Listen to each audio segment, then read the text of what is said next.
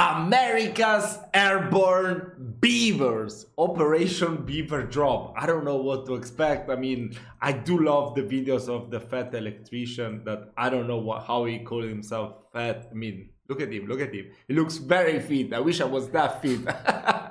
So yeah, let's check it out. Let's check it out. I don't know about this operation. It's not stupid if it works.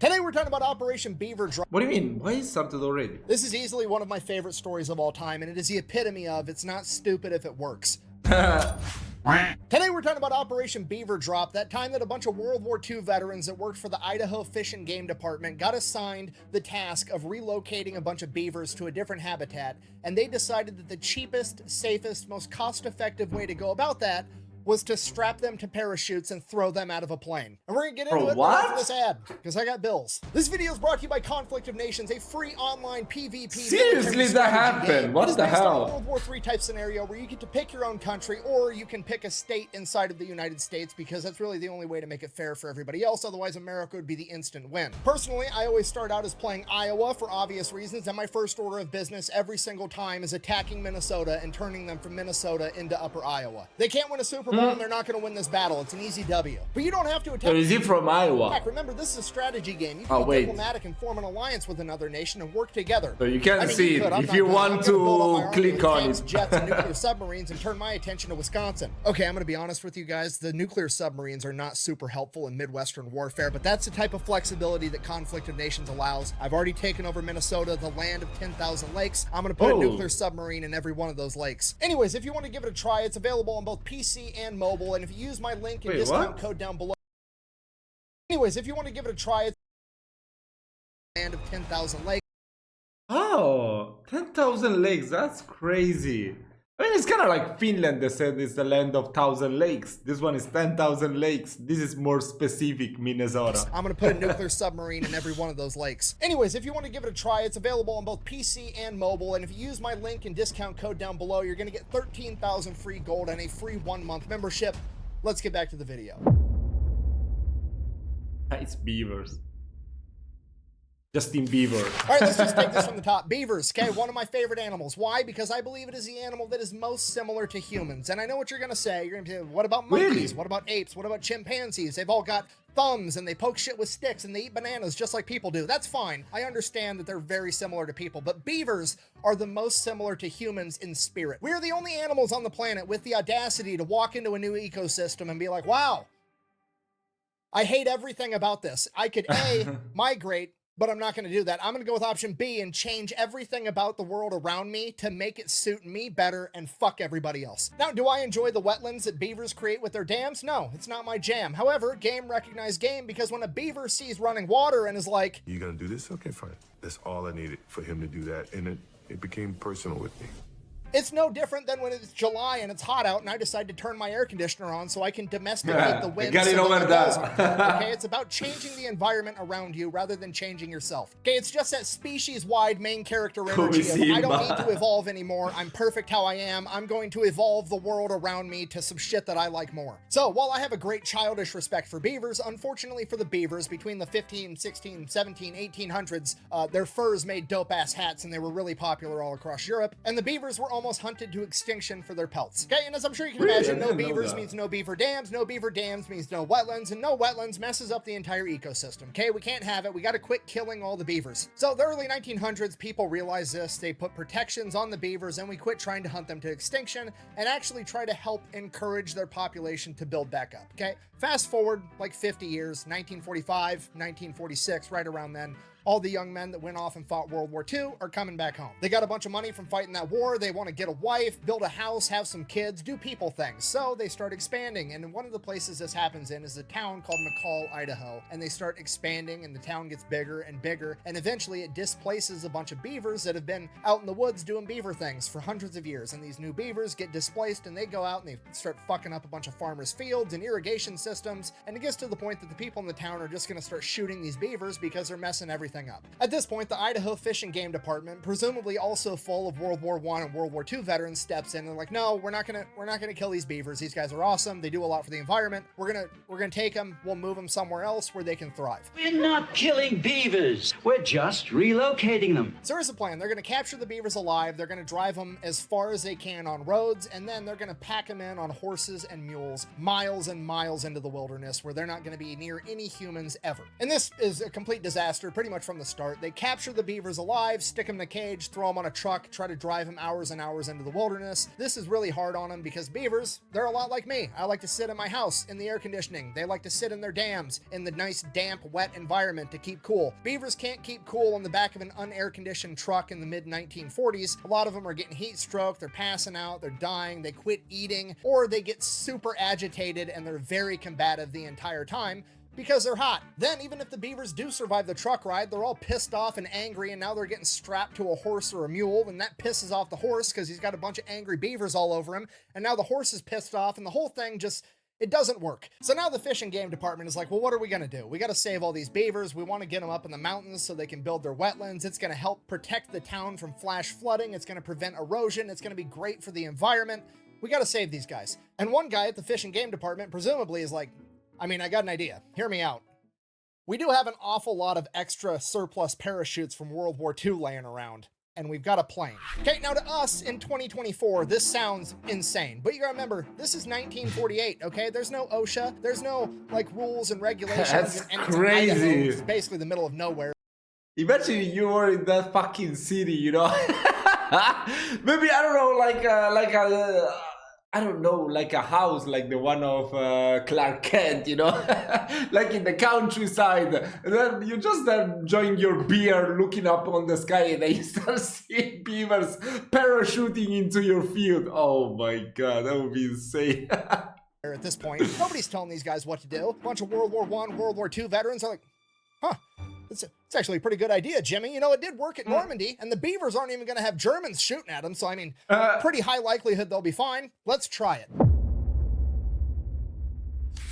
So, first order of business, we got to develop a box that opens up once it hits the ground and gets the beavers to the ground safely. Pretty simple. It's basically two halves of a box with some holes drilled in it. They weave the rope through. Once the parachute lands, there's no more tension on the rope. The box just kind of falls open, the beavers get out and start doing beaver things. So first we're going to test it before we put any innocent beavers at risk. We're going to take some empty weights, put them in the boxes, go up in the plane, drop them over the practice field, see how it goes. Goes fine the first couple of times, okay. Let's try it with one beaver, just for practice. So they go ahead, they pick an older male, he's out of his breeding prime, potentially dangerous to some of the younger males. If something does happen, he's lived out most of his life. They name him Geronimo because they're a bunch of meatheads and that shit's funny. So they put him in a crate, they take him up in the plane, drop him off over the practice field from 800 feet. Geronimo makes it and survives. Now, obviously, we're not gonna put all our beavers in one basket because of one successful test run. We need multiple test runs to be certain that this is gonna work. And now that Geronimo is technically our lucky beaver, he's gonna do it again. So he does. Geronimo does it again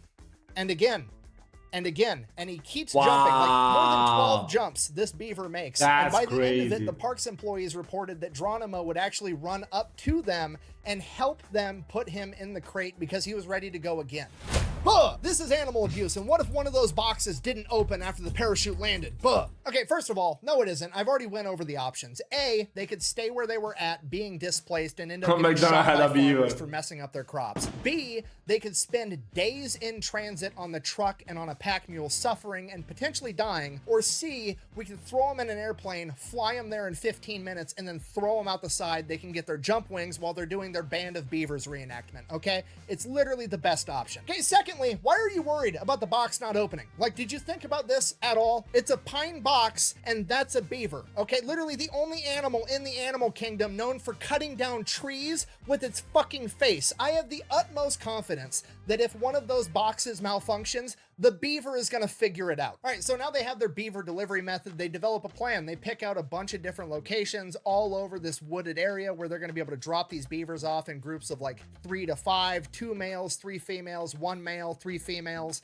something like that, enough that they're going to be able to rebuild their own little colonies, but they're going to be spread out enough that they're not going to congregate into one thing, and it's going to be a humongous boost to the beaver population. This is what conservation's all about. So they get that all figured out, they have the plan in place, they know the delivery method, now they just got to go catch all the beavers. So they go back to town, catch them all, there's 76 of them. They take them back, they start loading them in crates, and they're going to take them up in the plane and throw them out the side. And here's the best part about the whole thing. They filmed it. Into the drop box.